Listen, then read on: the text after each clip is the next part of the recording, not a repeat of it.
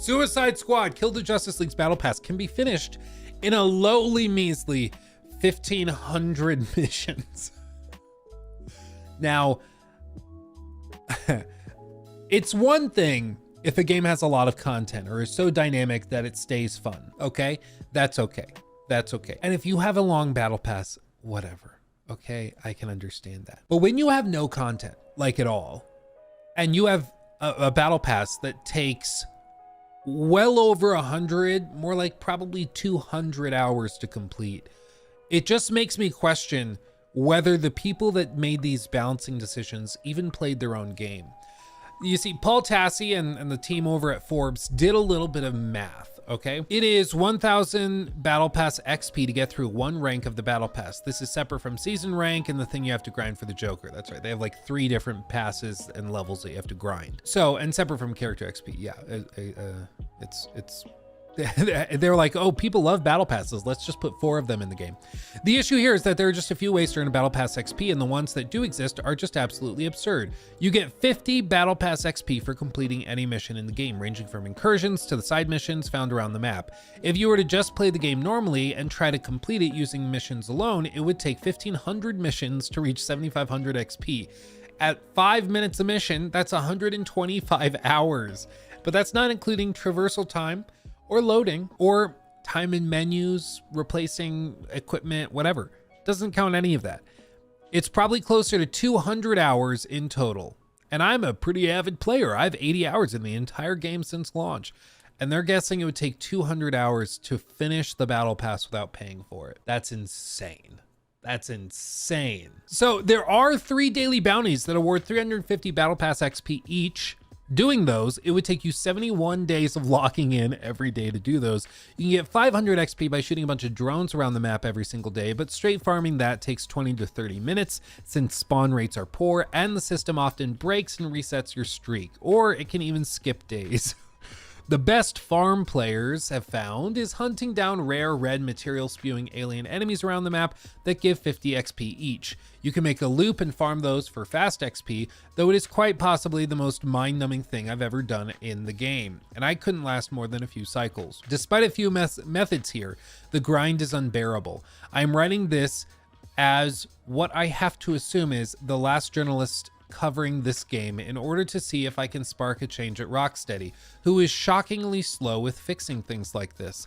The fact the Battle Pass does not expire is not an excuse for how bad the progression feels, and this is something players have paid for. Joker is free if you grind him out, but it's this Battle Pass that costs money. But the time demand goes way, way beyond what I've seen in any other game using the model. It has to change, and fast, before what few remaining players there are throwing in the towel. It's just stunning. Like, again, if you played the game, if you were a developer over at Suicide Squad and you played the game, or at Rocksteady, and you played the game, you would know how slow progression was. And they have to know how repetitive the game is if they're playing it.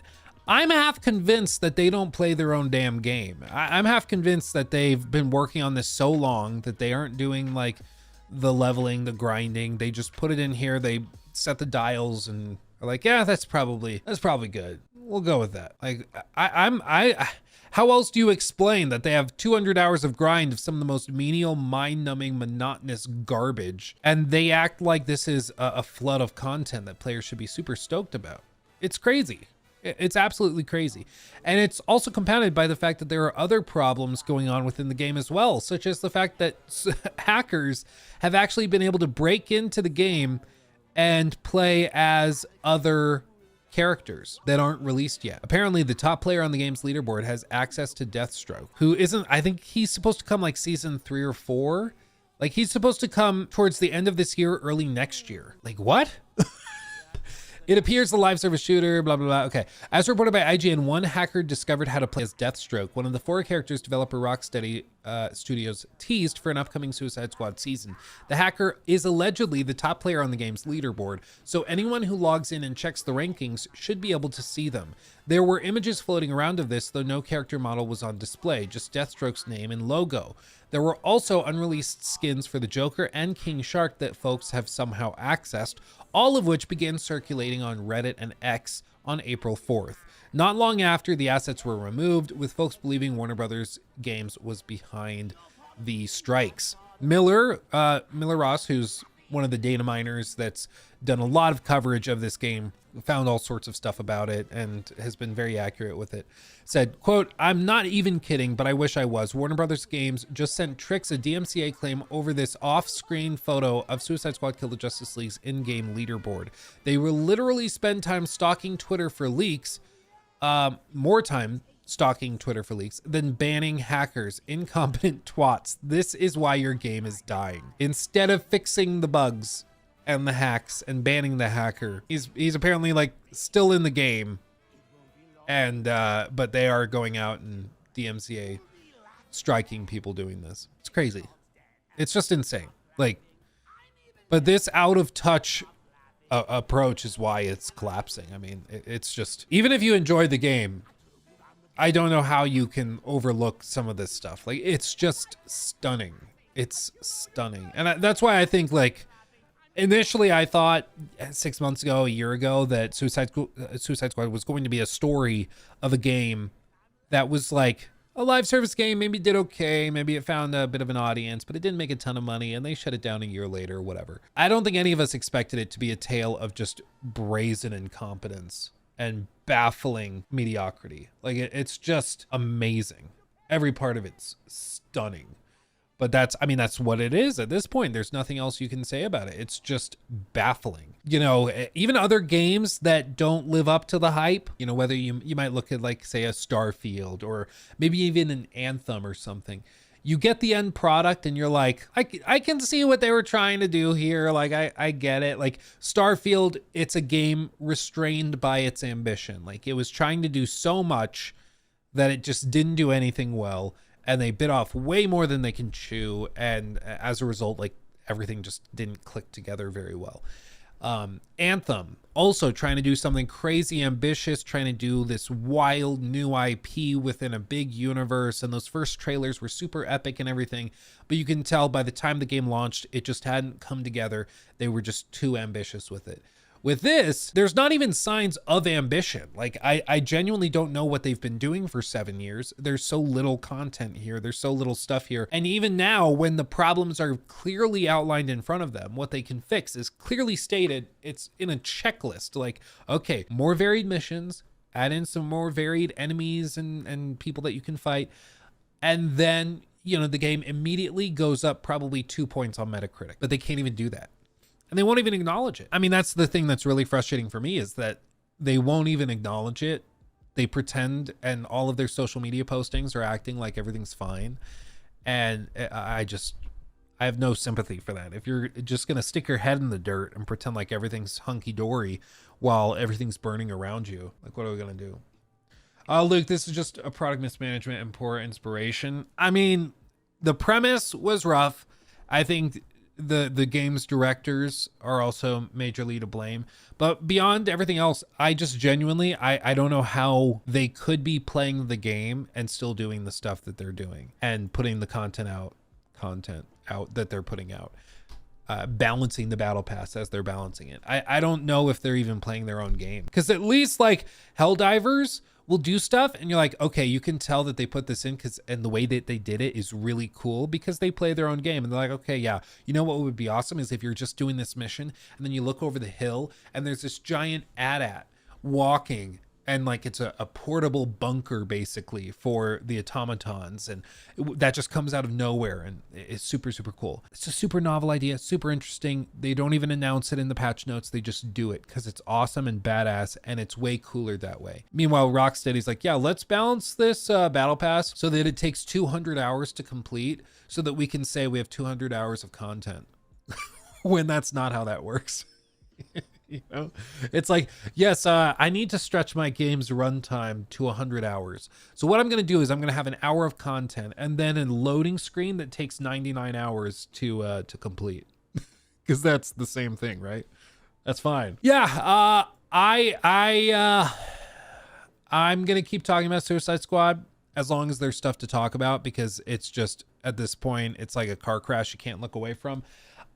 I'm just going to keep talking about it because it's funny to me. But as for everything else, like, We'll see where it ends up. I am convinced that it's not going to make it through the end of the year. I think Warner Brothers is probably going to pull the plug before then, but time will tell. I mean, I would imagine that surely once they get to the point where they're revealing like the Wonder Woman game, that's going to take all their attention. And especially if there's even a modicum of interest in that Wonder Woman game, which I think there will be, I think people are just going to lose complete focus and attention. And I mean, the one benefit of people like me making videos on Suicide Squad all this, 2 months later or whatever, is that we're still keeping the game in headlines. People are talking about it and everything, which at the very least is something good for a live service game to still be brought up and on people's minds, even if some of those people aren't actually playing it. But the moment that people stop caring entirely is the moment that it's just completely dead, and there's no reason to discuss it or anything. That's that. Do I think Rocksteady will close? I don't know if they'll close, because just the brand name of Rocksteady still carries a good amount of weight even after this. But I mean, I don't think it's the same studio anymore. I saw somebody was commenting on one of our videos on it, and they were like, oh, I hope they just go back and they give them the chance to go make another Arkham game or something. All of the people that made the Arkham games have left. They've gone to the new studio made by the studio founders, or they've just totally checked out or whatever. Like, as far as I can tell, the key movers and shakers that made the Arkham series great are no longer there.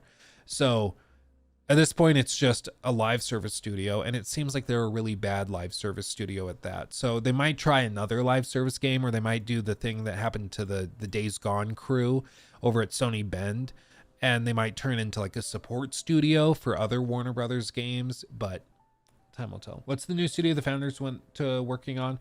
I don't remember the name of it, but it's brand new. I mean, I think they left when was it? Actually, I think it was last spring is when they left. No, it was December. I think it was announced December of 22. So they've been off for like a year and a half working on it. And so they probably are still like 3-4 years out from having something to show. Spencer, thank you for the 5. Do you think casual gamers even pay attention to what studios are putting out these games, or do they see, oh, Wonder Woman game and buy it? I think what they do is they'll recognize all the trailers where they're like, coming from the studio that brought you Skyrim, or coming from the studio that brought you GTA 5 or Rockstar or Red Dead Redemption 2 or whatever. I think they look at that. They don't really know the name of the studio necessarily, more casual gamers that is, but they do know, oh, I liked this other game that they did, so I'll like this. And that's why you saw in all the marketing for Suicide Squad that it was all coming from the studio that brought you the Arkham series, and that's what they tried to do. I don't know. The story of Rocksteady rather, is really, really weird, because it just seems to be a tale of people that were really good at something and they weren't satisfied with it. Because they did Batman Arkham Knight, and then they chose to go off and do a VR game. And then by the reporting we have right now, they chose to start working on a live service game, and then they were handed the Suicide Squad IP, and they started working on this. So it seems like they were the really successful kid in high school that was like quarterback of the football team and was doing really, really great. And everybody's like, oh, they're going to go so far. And then they just chose to instead pursue their passions of working as a cigarette butt collector on a highway. And it's like, you had so much potential. Why did you abandon all of that to go do this lame thing over here? And I don't know why, but they just did. It's like they just peaked in high school, and now they're just slowly dying out. It's crazy. He took my thing.